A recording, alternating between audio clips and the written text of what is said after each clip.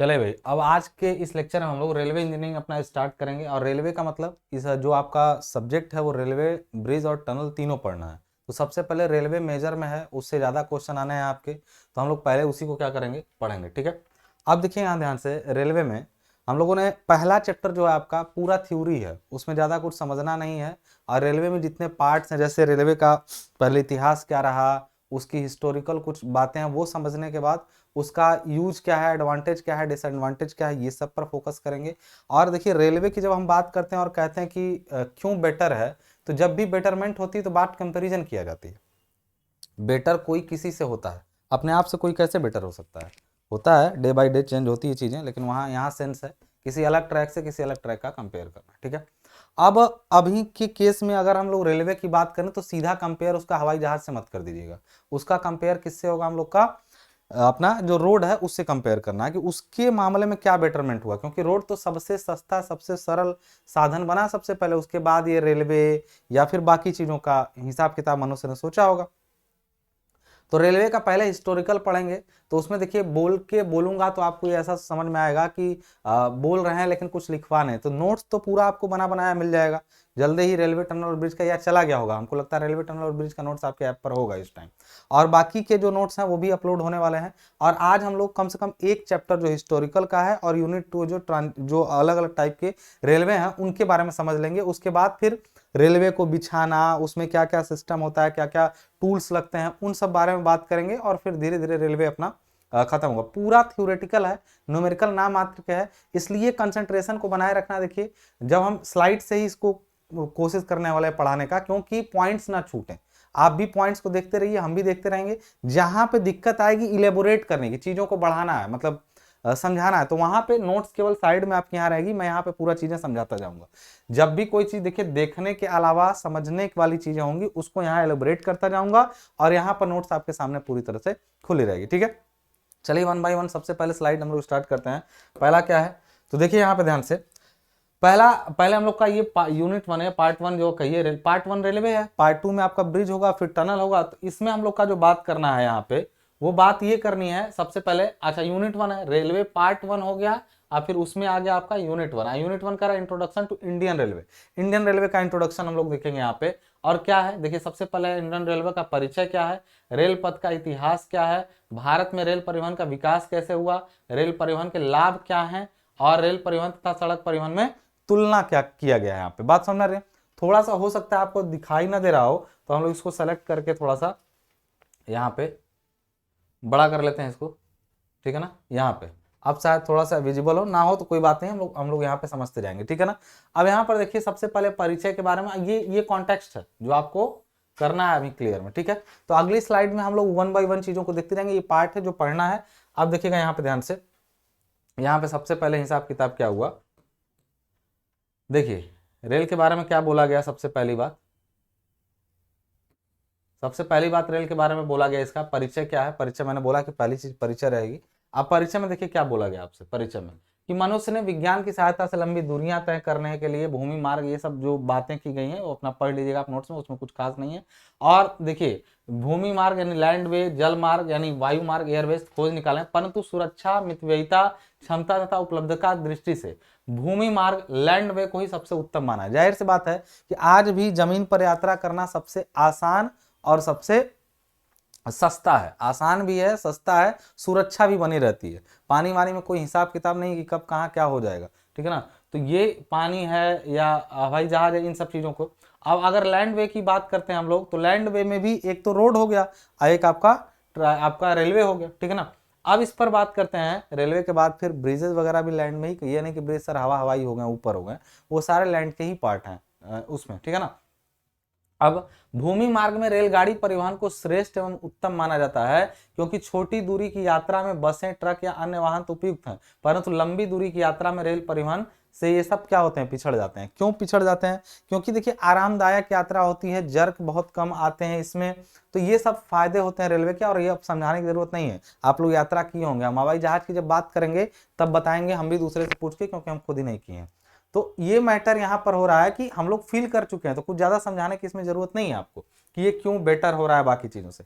अब रेल पथ की इतिहास की बात करें तो आप लोग जानते हैं कि सबसे पहले इनका धीरे धीरे क्रमिक विकास हुआ है। क्रमिक विकास का मतलब होता है कि पहले क्या हुआ होगा, फिर क्या हुआ।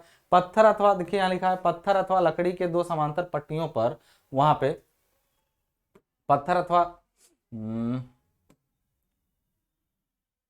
पत्थर अथवा पत्थर अथवा लकड़ी के दो समांतर पट्टियों पर वाहनों को चलाने का प्रयास सर्वप्रथम रोम में किया गया था। मतलब रोम ने, जाहिर सी बात है, इसके बारे में सोचा होगा कि कई अलग अलग जगहों से विकास हुआ इसका, तो रोम ने सबसे पहले, अच्छा ये लोग सड़कों के विकास में भी सबसे आगे रहे हैं, ये चीज जान लीजिएगा।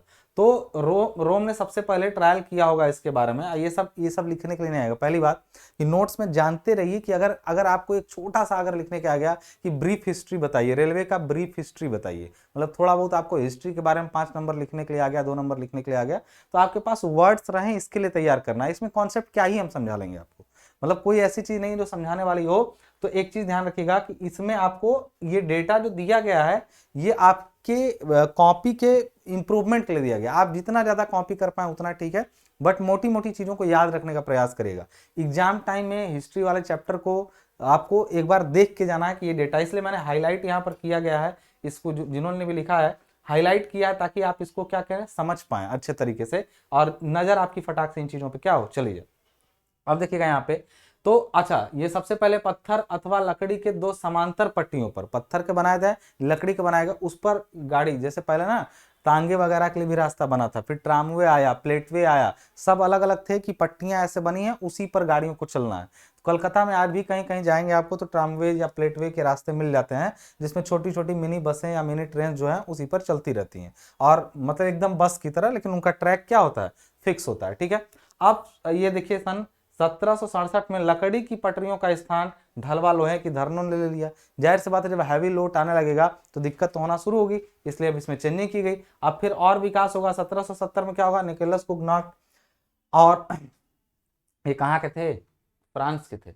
और 1786 में विलियम मर्डॉक ने ब्रिटेन में वाष्प चलित गाड़ी यानी स्टीम लोकोमोटिव का, मतलब वाष्प चलित का मतलब स्टीम का है, और लोकोमोटिव वर्क्स मतलब वो जो रेल का जो आप आधुनिक रंग रूप देख रहे हैं उसका रूपरेखा तैयार होना शुरू हो गया था। पहले तो सिंपल गाड़ियां भी उस पर चलती थी ट्रैक पर, लेकिन अब रेल के इंजन में बदलाव होना शुरू हो चुका है यहाँ से 1770 से। अब देखिए, आप सबसे पहली रेलगाड़ी इंडिया में कब चली, ये क्वेश्चन थोड़ा इंपॉर्टेंट, क्योंकि हम इंडियन रेलवे की बात कर रहे हैं। ठीक है, तो अब यहाँ पर हम लोग बात करेंगे इसकी।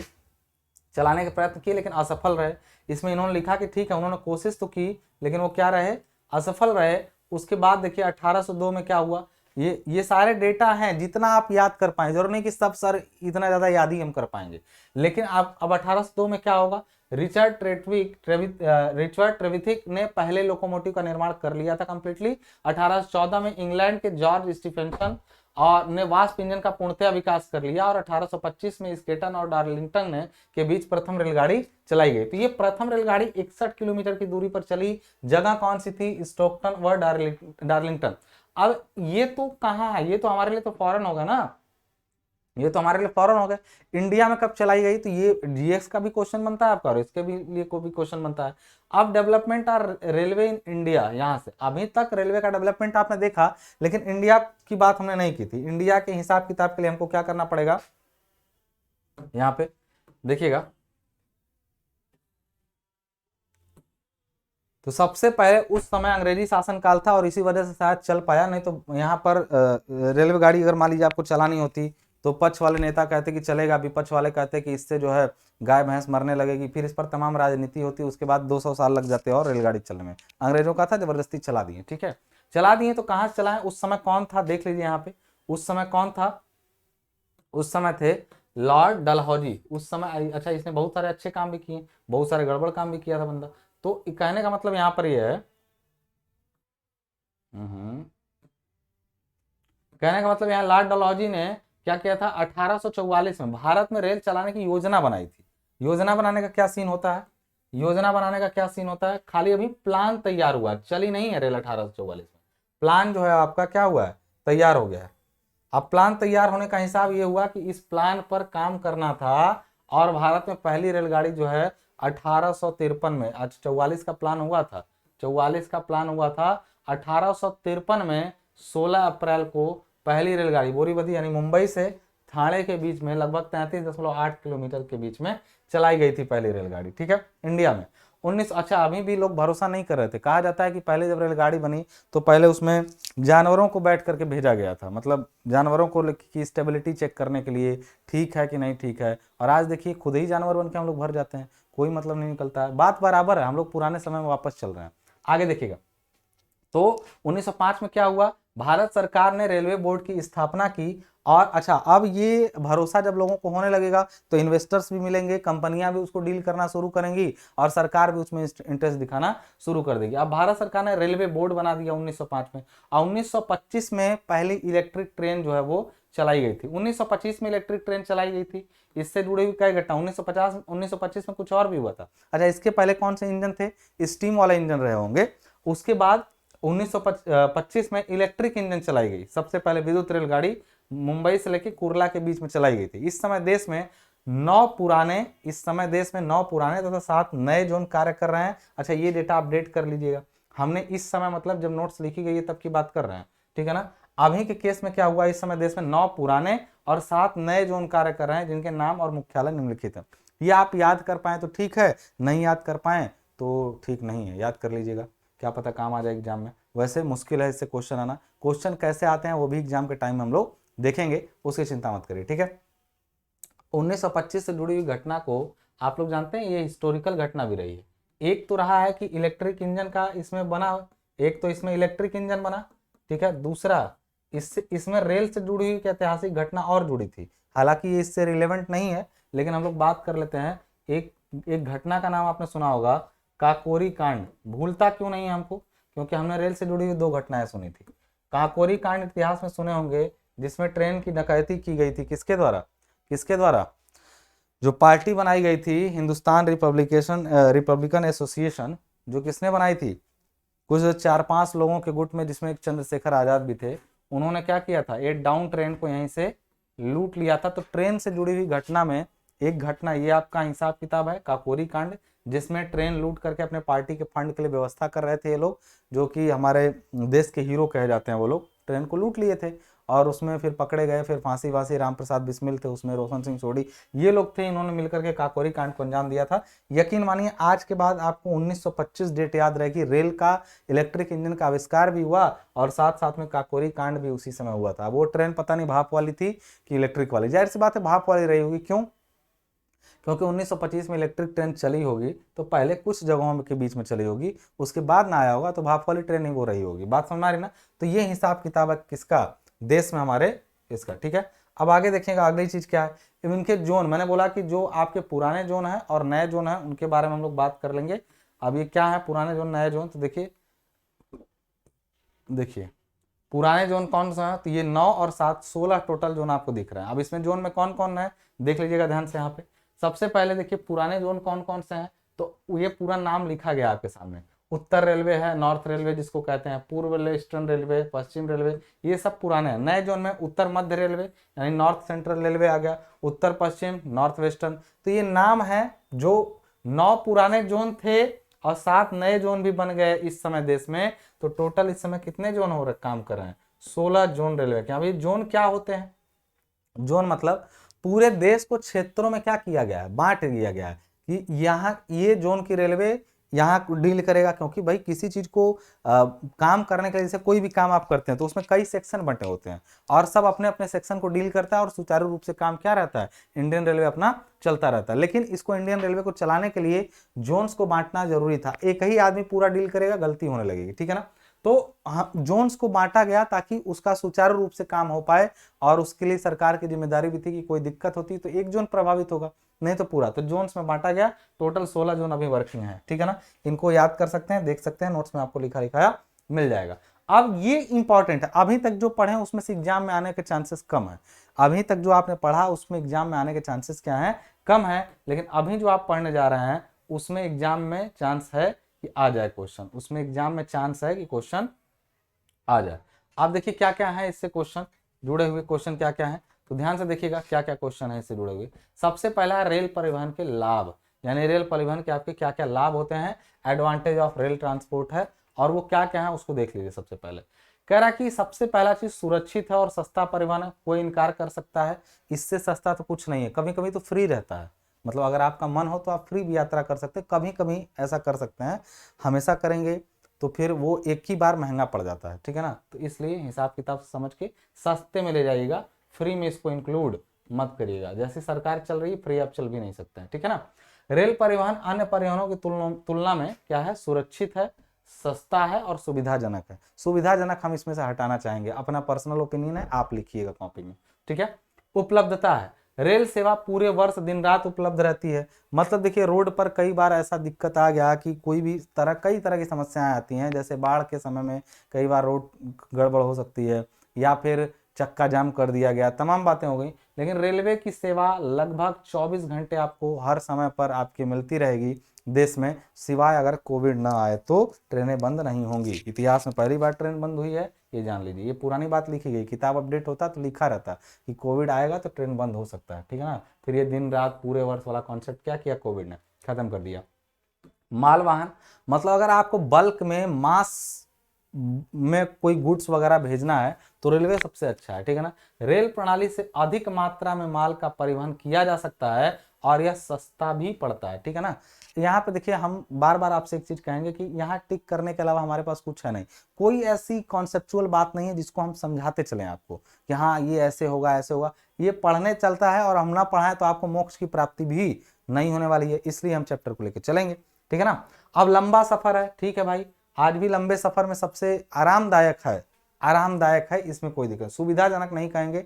जब भी अच्छा इधर भी सुविधाजनक थोड़ा हो गया है क्योंकि संख्या कम आई है यात्रियों की, तो ठीक है सुविधा भी बढ़ रही है, ठीक है ना। लंबा सफर मतलब अधिक संख्या में यात्रियों के लिए तथा लंबी दूरी तय करने के लिए रेल परिवहन एक उत्तम साधन है। यार ये सब तुम अपने से लिख सकते हो, तुमको भी पता है ये सारी चीजें, ठीक है ना।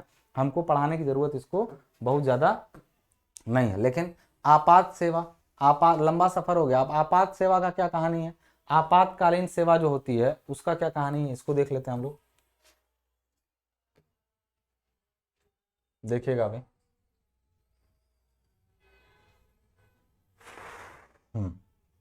आपात सेवा का क्या कहानी है। आपात मतलब होता है इमरजेंसी, जो लोग इंग्लिश वाले हैं वो लोग जान लें, आपात सेवा जो होती है वो होती है इमरजेंसी। अच्छा इंग्लिश वाले कुछ लोगों को अगर बुरा लग रहा होगा कि आप हिंदी वाले नोट से क्यों पढ़ा रहे हैं, इसलिए पढ़ा रहे हैं ना कि इसलिए कि संख्या ज़्यादा है हिंदी वालों की। अब चुनाव जो जीतेगा सरकार उसी की बनेगी, अच्छे बुरे का कोई मतलब नहीं है, ठीक है ना। बाकी नोट्स आपको मिल जाएगी, आप फिर उसमें से पढ़िएगा अपना। हम यहाँ पे कुछ टेक्निकल टर्मिनोलॉजी जो दिक्कत करने वाली है उसका इंग्लिश हिंदी क्या करते हैं हम बताते रहेंगे, ठीक है। तो यहाँ पर ध्यान दीजिएगा, आपातकालीन स्थिति में बड़ी मात्रा में आवश्यक वस्तुएं जैसे खाद्य सामग्री, दवाइयां आदि कम समय में प्रभावित क्षेत्रों तक पहुंचाई जा सकती हैं। अक्सर ऐसा केस होता है कि सड़क प्रभावित होती है, सबसे पहले कोई प्राकृतिक आपदा आए तो सबसे पहले कुछ प्रभावित होता है तो सड़क। अच्छा रेलवे क्यों नहीं होती है, क्योंकि रेलवे में पर्याप्त इंजीनियरिंग चीजों का ध्यान रखा जाता है, जबकि रोड में सबसे ज्यादा रफ काम होता है रोड में, ठीक है ना।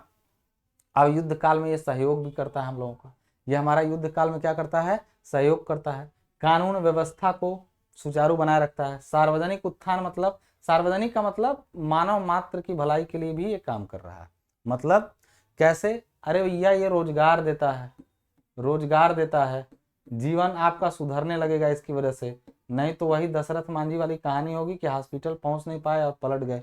बात समझ रही। तो पहले ये चीज जान लीजिए कि रेलवे ने बहुत सारे तक हम लोगों के जीवन को सामान्य से अच्छा किया, पहले के कंपेयर में चिकित्सा को भी बेहतर बनाया, उस हर चीज में। देखिए ट्रांसपोर्टेशन एक क्रांति है, जिस देश में ट्रांसपोर्टेशन सबसे अच्छा, जब कोविड का मैटर आया था तो दिक्कत कहाँ थी, क्या हम लोग के कई लोग कह रहे थे सर ऑक्सीजन की कमी है, क्या सच में प्रॉब्लम यही थी।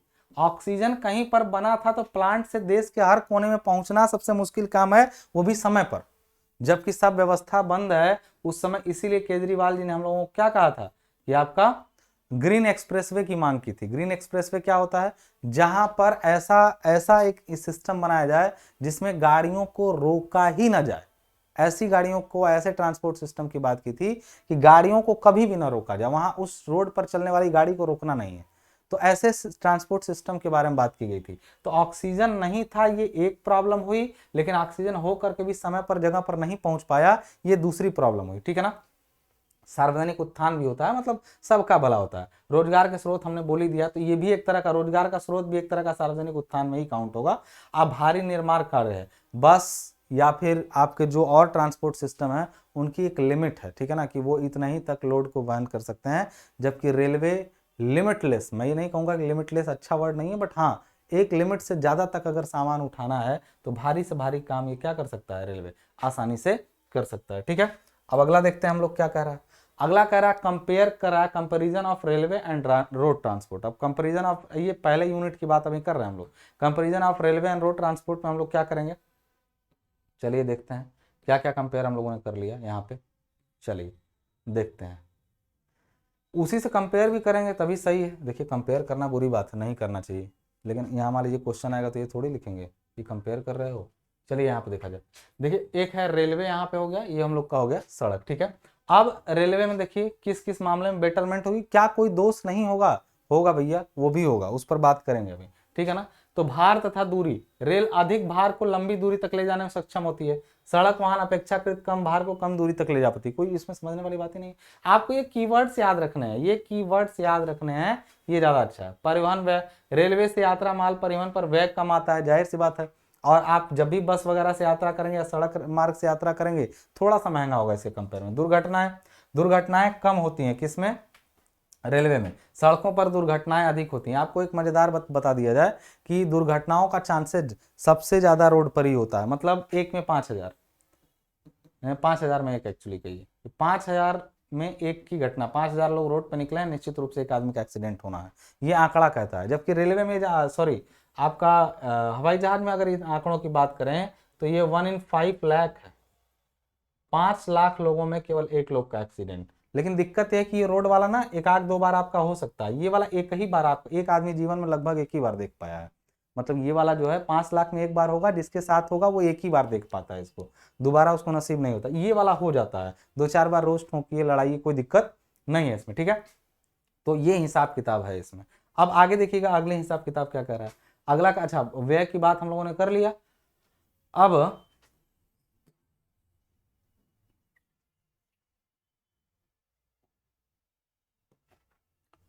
अब जो है बात करते हैं यात्रा के समय की। इसमें भी कोई दो राय नहीं है, यात्रा का समय क्या होता है, काफी कम लगता है रेलवे में, ठीक है ना। डिपेंड करता है कि आप कहाँ जा रहे हैं, ठीक है ना। सड़क तो कम से कम कंट्रोल है ना, कि अपने हिसाब से पहुंचेंगे, रेलवे तो पहुंचा देगा जब ना पहुंचना रहेगा। ससुराल भी जा रहे हैं जल्दी पहुंचा देगा। अब मान लीजिए कहीं पर जल्दी पहुंचना, वहां देर करवा देगा। रोड अपने हाथ में है, ठीक है ना, और रेलवे अपने आपके हाथ में नहीं है। तो यहाँ पर ध्यान दीजिएगा, दुर्घटनाएं कम होती है, बता दिया मैंने, सड़कों पर अधिक होती हैं।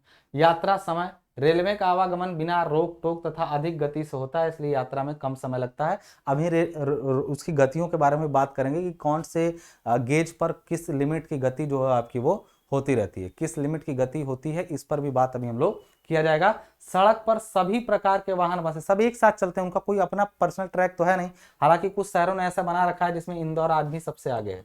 इंदौर में अगर आप जाएंगे तो वहां पर हर अलग अलग, जैसे बस का ट्रैक अलग बना है, कार का ट्रैक अलग बना है, और साइकिल वगैरह के अलग अलग ट्रैक बने। इसलिए इंदौर दो चीजों में हम लोगों से सबसे आगे रहा है। एक, सबसे ज्यादा सफाई, हर बार का अवार्ड ले जाना है इसको, सफाई में सबसे आगे है, मतलब बिल्कुल आपको क्लीन दिखेगा पूरा शहर। और दूसरा इसका खास बात क्या होता है कि ट्रांसपोर्टेशन सिस्टम बहुत अच्छा है। हर अलग अलग तरह की गाड़ियों के, जैसे स्लो मूविंग व्हीकल के लिए अलग ट्रैक बना रखा है, फास्ट मूविंग व्हीकल के लिए अलग ट्रैक बना रखा है। तो ये काफी अच्छा है, ये हम लोग रोड पे कर सकते हैं, बट अभी ज्यादातर जगहों पे तो नहीं है, अभी ज्यादातर जगहों पर तो नहीं है। कार पैदल बिना किसी नियंत्रण के अपनी अपनी चाल से चलते हैं, जो एक दूसरे के लिए रुकावट बन जाते हैं, और यात्रा में अधिक समय लगता है। और मान लीजिए रोड पर चल रहे हैं, कोई अलग अलग हिसाब किताब लगाया है, तो उस समय बहुत तेजी से याद भी किया जाता है आपको, आपको पता नहीं रहता है। मान लीजिए आप पीछे वाला तेज चल रहा है और आप स्लो चल रहे हैं, तो वो सब आपका पूरा खानदान याद कर लेते हैं। आगे देखिएगा यहाँ पे, यहाँ कह रहा है निर्माण व्यय। अब ये थोड़ा सा इस मामले में पीछे है रेलवे, पैसा ज्यादा लगता है। प्रारंभिक निर्माण का खर्च जो है वह अधिक होता है। सड़क में मैंने बोला कि सबसे रफ काम होता है, तो प्रारंभिक निर्माण लागत रेल मार्ग की तुलना में बहुत कम होती, कम नहीं बहुत कम होती है। रोड में क्या ही करना है, आप जितना पास कराएंगे उसके 25% में काम हो जाना है। लेकिन रेलवे में पैसा लगता है, पूरा का पूरा लगाना पड़ता है, सिक्योरिटी, जिम्मेदारी, टेक्निकल काम सारे ध्यान रखने पड़ते हैं। रोड का क्या, बारिश हुआ उखड़ गया। तो ये हिसाब किताब हुआ किसका, इन दोनों के कंपैरिजन का। अब अगली बात हम लोग थोड़ा सा करते हैं, इसी में कंपैरिजन में एक दो पॉइंट और हैं जिनके बारे में देख लेते हैं हम लोग क्या क्या हिसाब है। देखिएगा, घर्षण, जाहिर सी बात है घर्षण की जगह पर यहाँ जर्क लिखते तो ज्यादा अच्छा रहता। घर्षण बहुत वो नहीं है, घर्षण कम होगा, जाहिर सी बात है रेलगाड़ी में इस्पात के पहिए इस्पात की पटरी पर चलते हैं, घर्षण प्रतिरोध मोटर गाड़ियों के टायरों की तुलना में 1/5 से 1/6 ही होता है, और प्लेन होता है तो जर्क फ्री हो जाता है, ठीक है ना। और ये रबड़ के पहिए सड़क पर रपट कर चलते हैं, यानी घिसावट होती है उनमें, इस वजह से काफी ज्यादा होता है, उनकी तुलना में केवल 1/5 से 1/6 घर्षण होता है। और जहां घर्षण कम होता है तो फिर वो रुकेगा भी नहीं टाइम से। तो रेलवे को बहुत हिसाब किताब नहीं कि आप रुके, उसके आगे जाने का मतलब मरना ही मरना है, ठीक है ना। सीमित सेवा है रेलवे में, एक चीज थोड़ा सा डिमेरिट भी इसकी, देखिए कंपेरिजन में केवल फायदे नहीं गिने हम लोग, नुकसान को भी गिने हैं। अब सीमित सेवा मतलब लिमिटेड, सीमित का मतलब क्या होता है, लिमिटेड है। क्या रेलवे अभी भी हर जगह पहुंच पाया है? बहुत सारे कोने हैं देश के जहां पर रेलवे आज भी नहीं पहुंच पाया है, वहां पर आपको ट्रांसपोर्ट सिस्टम के रूप में सड़क का ही यूज करना पड़ेगा, ठीक है ना। तो अभी भी रेलवे पहाड़ी क्षेत्रों उबड़ खाबड़ स्थानों में नहीं बनाई जा सकती, दिक्कत करता है। सड़कें सभी क्षेत्रों में आसानी से बनाई जा सकती हैं। और लास्ट में बात आता है मेंटेनेंस यानी अनुरक्षण, निरंतर देखभाल तथा मरम्मत की आवश्यकता पड़ती है, और अनुरक्षण का कार्य सरल तथा कम होता है। देखिए रेलवे में हल्की सी गड़बड़ी बहुत ज़्यादा दिक्कत करती है, ठीक है ना। अगर आप कभी रेलवे में इंजीनियर हुए तो आपको पता चलेगा, PWI हो जाइएगा तो वो PWI को रेलवे का भूत कहते हैं। क्यों? क्योंकि हर समय उनको दौड़ भाग करके चेक करना पड़ता है कि कहीं से कोई टेक्निकल फॉल्ट ना होने पाए। बात समझ में आ रही है? तो ये भैया कंपैरिजन हो गया। अब अगली चीज बात करते हैं हम लोग रेलवे के प्रकार पे, टाइप्स ऑफ रेलवे पर, ठीक है। टाइप्स ऑफ, ये कंपैरिजन का कहानी खत्म हो गया। अब टाइप्स ऑफ रेलवे में देख लीजिए। टाइप्स ऑफ रेलवे में देखिए, जाहिर सी बात है कभी कभी रेलवे जो है जमीन से ऊपर उड़ जाती है, मतलब उठेगी नहीं, उठाया जाएगा उसको सपोर्ट दे करके, जमीन से ही टिका रहेगा, ठीक है ना। तो उसको क्या कहते हैं, फिर इसको सबको देखते हैं हम लोग। देखिए सबसे पहले आता है टाइप्स ऑफ रेलवे में सरफेस रेलवे यानी सतही रेलवे। अब ये तो सिंपल है, जमीन के सामान्य तल से बाढ़ तल से 60 सेंटीमीटर ऊपर ट्रैक बना दिया जाता है आपका। 60 सेंटीमीटर ऊपर जो आपका ट्रैक वो क्या किया जाता है, बना दिया जाता है, और इसी ट्रैक पर रेल दौड़ती है। इस टाइप के रेलवे को हम लोग सरफेस रेलवे कहते हैं। इस टाइप के रेलवे को हम लोग क्या कहते हैं, सरफेस रेलवे कहते हैं। और इस प्रणाली में रेल मार्ग सामान्यतः भूमि पर ही बनाया जाता है। इसे क्षेत्र के उच्च बाढ़ तल से कुछ ऊपर यानी 60 सेंटीमीटर ऊपर रखा है, मिनिमम 60 है, उससे ऊपर रखेंगे तो कोई दिक्कत नहीं है। अब एलिवेटेड रेलवे मतलब होता है उत्थापित रेलवे। एलिवेटेड मतलब जाहिर सी बात है उठा हुआ है, कुछ ऊपर है, ठीक है ना, नीचे भी जा सकता है, लेकिन एलिवेटेड का सामान्य मतलब जब तक बोला ना जाए ऊपर उठा होगा। घनी आबादी वाले क्षेत्रों में सीधा मार्ग उपलब्ध, जैसे मान लीजिए देखे होंगे कई बार बहुत डेंस जगह है, नीचे ऊपर दुकानें लगी हुई हैं, तो रेलवे ट्रैक ऊपर से जाता है, मतलब ब्रिज बना करके, जाहिर सी बात है क्या ही बनेगा, आपको कोई ना कोई एलिवेशन उठाना पड़ेगा, उसके ऊपर से रेलवे गुजरती है, ठीक है ना। आपके शहर में जरूर रेलवे का ट्रैक उठा हुआ कहीं ना कहीं होगा। तो घनी आबादी वाले क्षेत्रों में सीधा मार्ग उपलब्ध न होने के कारण भूमि पर उचित दूरी पर प्रस्तंभ, प्रस्तंभ मतलब अबुटमेंट्स होता है, मैं लिख दे रहा हूं इंग्लिश वाले लोग, एबुटमेंट्स होता है। जिनको नहीं मालूम रहेगा ना प्रस्तंभ, उनको घंटा एबुटमेंट्स भी मालूम रहेगा। कोई एक सीखना है सीख लीजिए, ठीक है ना, दोनों ही नहीं मालूम था बेसिकली ये। तो एबुटमेंट्स होते हैं जिन पर प्रस्तंभों पर खड़े करके उनके ऊपर रेल मार्ग डाला जाता है, मतलब एबुटमेंट्स बनाए जाते हैं। और अच्छा, एबुटमेंट किनारे वाले होते हैं, मतलब जो लास्ट कॉलम्स होते हैं, ठीक है ना, बीच वाले जो कॉलम होते हैं वो सिंपल आपका कॉलम की तरह ट्रीट करते हैं, ठीक है। उनमें लेटरल प्रेशर नहीं काम करता है, इसमें लेटरल प्रेशर भी काम करता है, ठीक है। उनके ऊपर रेल मार्ग डाला जाता है। तो ये एलिवेटेड रेलवे हुआ, सरफेस रेलवे हुआ। अब अगला रेलवे आपका कौन सा हो जाएगा, तीसरा भूमिगत रेलवे। मतलब जाहिर सी बात है अब ऊपर चले गए, जमीन पर रह गए, तो अब नीचे ही जमीन में जाना पड़ेगा आपको। अब जाना पड़ेगा तो देखिए कौन कौन सा रेलवे होता है। भूमिगत का मतलब क्या हुआ, अंडरग्राउंड जिसको बोलेंगे हम लोग, ठीक है ना।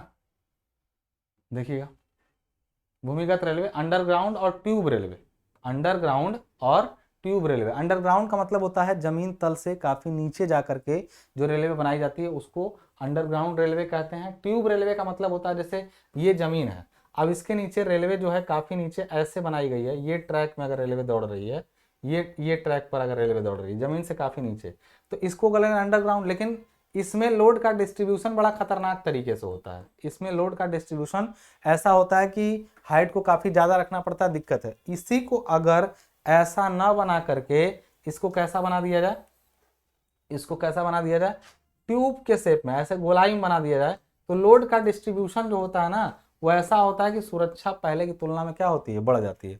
लोड के डिस्ट्रीब्यूशन में अगर इसके अंदर रेलवे ट्रैक डाला जाए, इसके अंदर ऐसे रेलवे ट्रैक क्या किया जाए, डाला जाए ऐसे, तो इसमें जो ऊपर का लोड का डिस्ट्रीब्यूशन है वो बेटर होता है, लेकिन जाहिर सी बात है कि ये जो है ना थोड़ा स्टेबल उसके कंपेयर में एक तरह से है भी और एक तरह से नहीं भी है, मतलब ऊपर के लोड को संभालने में ज्यादा सक्षम होगी। देखिए यहाँ पे ट्यूब रेलवे अधिक गहराई पर 20 मीटर से ज्यादा, 20 मीटर या उससे ज्यादा पर बनाई जाती है। यह सामान्यतः नलिका खंड मतलब ट्यूब के, अतः इसे ट्यूब रेलवे भी कहते हैं। बात समझ में आ रही है? तो ये हिसाब किताब लोड का डिस्ट्रीब्यूशन बेटर करता है, ठीक है। अब ये पहला चैप्टर आपका यहीं से खत्म होता है। यूनिट 2 जो आपकी है उसमें अलग अलग टाइप के ट्रांसपोर्टेशन, रेलवे के ट्रांसपोर्टेशन है उनकी बात की जाएगी, ठीक है ना। अब देखिए क्या है यूनिट 2 में क्या है उसको भी समझिएगा ध्यान से। यूनिट 2 और 1 इसमें खत्म हो जाएगा, फिर आगे वाली यूनिट थोड़ी बड़ी बड़ी हैं तो उनको भी हम लोग धीरे धीरे समझा जाएगा, ठीक है ना। आइए देखते हैं, ठीक है। यूनिट 2 है जो है मास रैपिड ट्रांजिट सिस्टम, मतलब पुंज द्रुत गमन प्रणाली। क्या समझ में आया हिंदी में?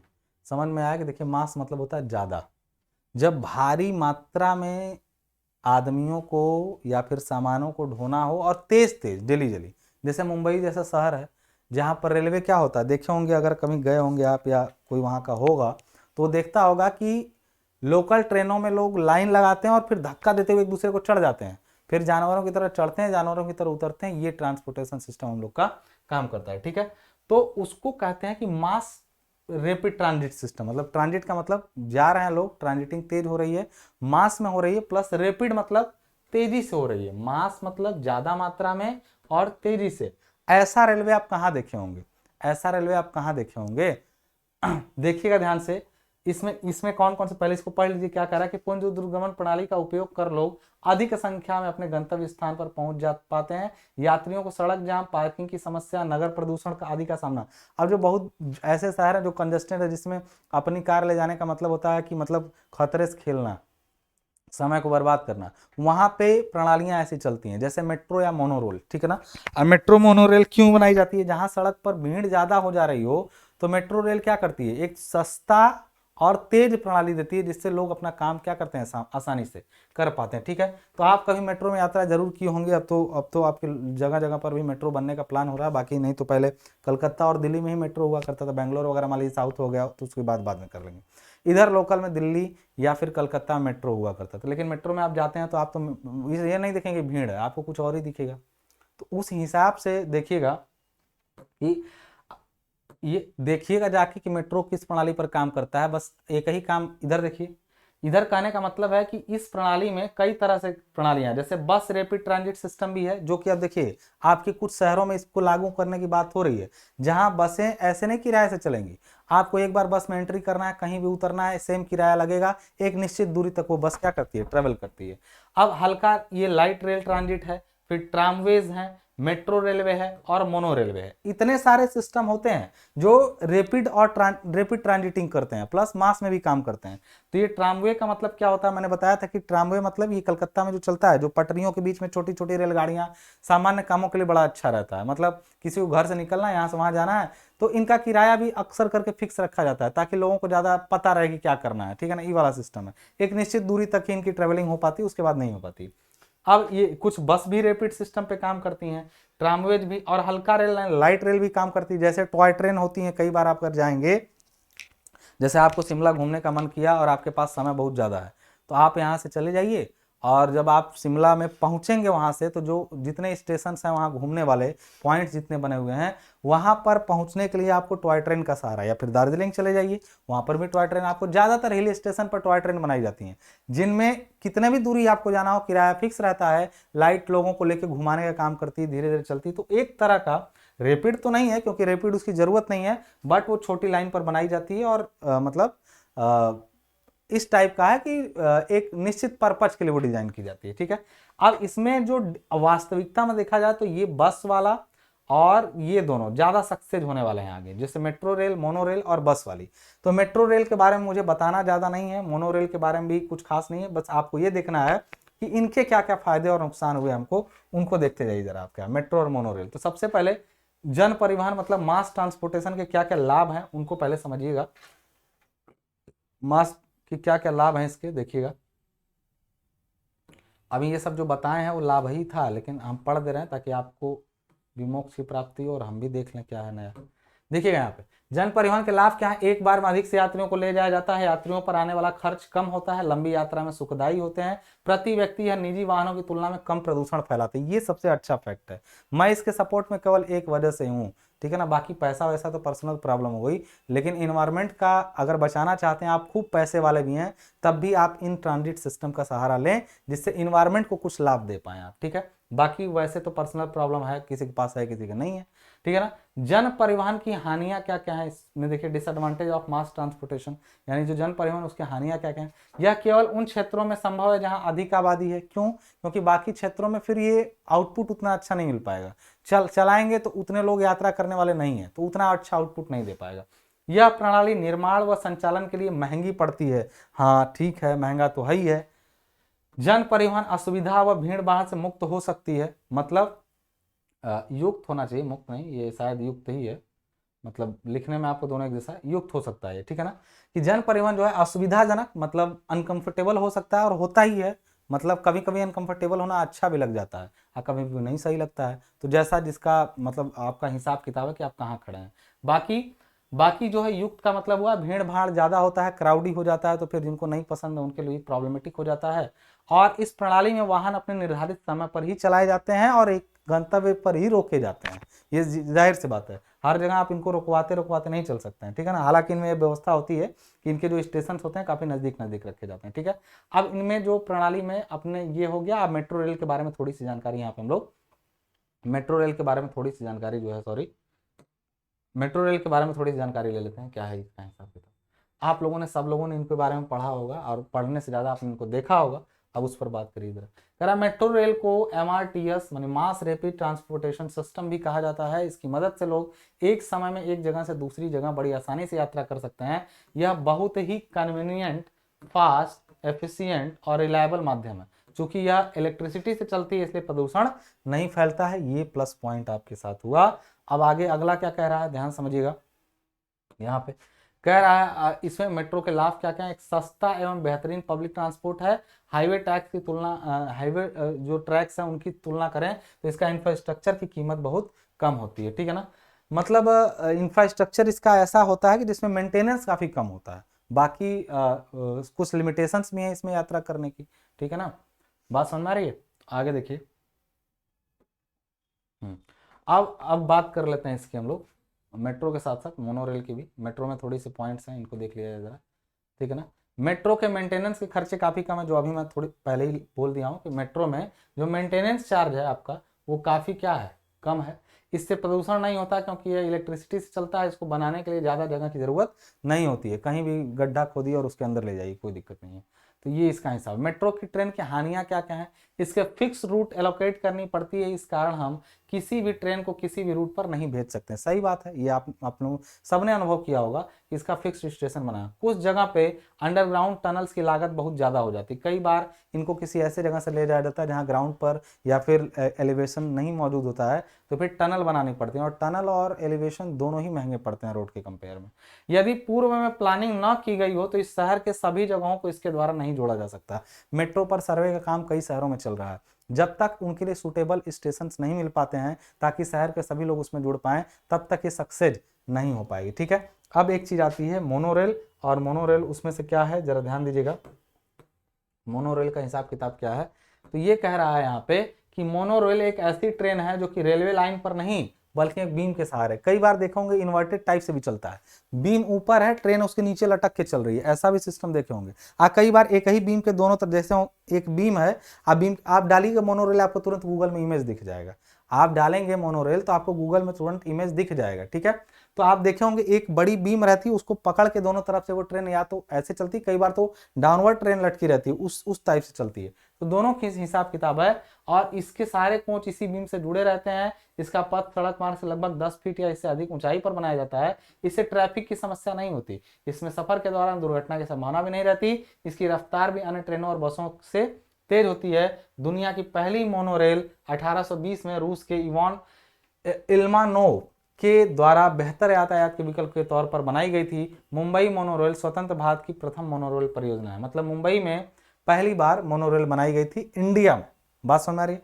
तो ये आपके जितने भी थ्योरेटिकल यूनिट थे, हालांकि पूरा ही थ्योरेटिकल है, लेकिन ये थ्योरेटिकल यूनिट आपके कंप्लीट होते हैं। इसके बाद वाले चैप्टर में जो है हम लोग अपना देखेंगे आप ट्रैक्स के बारे में, तो टेक्निकल बातें समझेंगे। अभी तक तो जनरल नॉलेज एक तरीके से देख रहे थे, लेकिन अब हम लोग टेक्निकल बातें समझेंगे, उसमें कुछ डायग्राम को समझना, कुछ डेटा को याद करना, ये सब इंक्लूड रहेगा। अब नेक्स्ट लेक्चर में हम लोग कंप्लीट करते हैं उस बात को। तब तक के लिए मुझे दीजिए इजाजत। धन्यवाद।